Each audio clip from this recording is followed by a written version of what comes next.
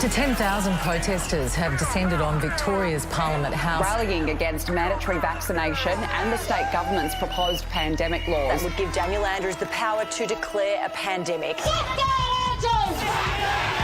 One person shouldn't have the power, doesn't matter what's in the bill. The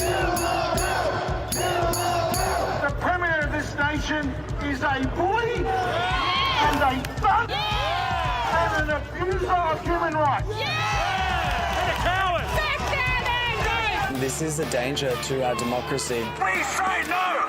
We say no! We have all had a gutful! We have all had a gutful! This is wrong for Australia. I'm standing here for my grandchildren. People have been calling them right-wing extremists and anti-vaxxers, when in reality, many of the people that you see here are just normal, everyday people worried about their rights being infringed, and they want to take a stand for it, and good on them. We are not going to take it anymore, and it is not on!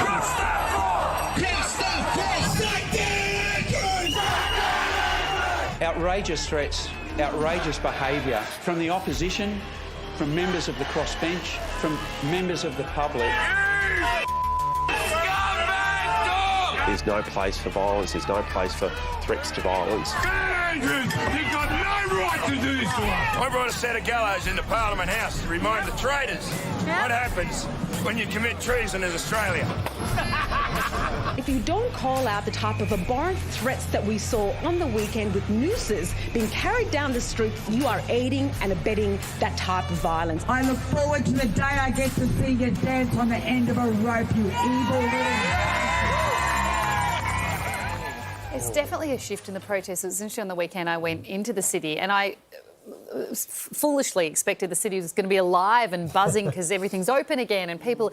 And it was quite frightening. The streets were packed, nooses hanging. There was a lot of kids in there as well, in amongst the screaming and shouting. And it was quite an overwhelming feeling and I wasn't prepared for it, but I noticed that they had turned. It had really turned from people that were upset to now angry, really angry, and it was a city divided. It was angry. It was red hot anger. And it's the range of people that's interesting. There was about 4 different types of groups. Yes, everyone with their different thing that they were angry about. Yeah, so all the nooses and all that. I mean, that's just, we can all accept that's beyond the pale.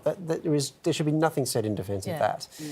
But I think the problem is now we've ended up in a situation where, because that's the image that defines protest, when you have people who want to ask questions about it or whatever, then they get lumped in with them, which then makes people who support the government more defensive, which it just becomes completely polarised. I don't know how you have a conversation about these things in public anymore. I've got a question for you that you can answer for me. Why was it important for this legislation to be put through now? It's a Why really are they doing question. it? I think the government's intentions are actually pretty good. I think what they're trying to do is say, rather than have this situation where we have to declare an emergency and then we just announce lockdowns and you never get to see the public health advice or anything like that, let's put in legislation that there's a clear system for this, that the person who makes the declaration is someone you get to vote for, and that the advice that they're basing it on is public. And that way it's more transparent. And so I think that all makes sense. The arguments really come down to whether or not they've done it well or there are better ways of doing it. And that's where I think some of the arguments in the protests are just wildly overstating the actual truth. But it seems like there's 6 or 7 different game plans as far as that protest is going. They're not all on the same page, but there's reasonable people and then there's people who have nooses.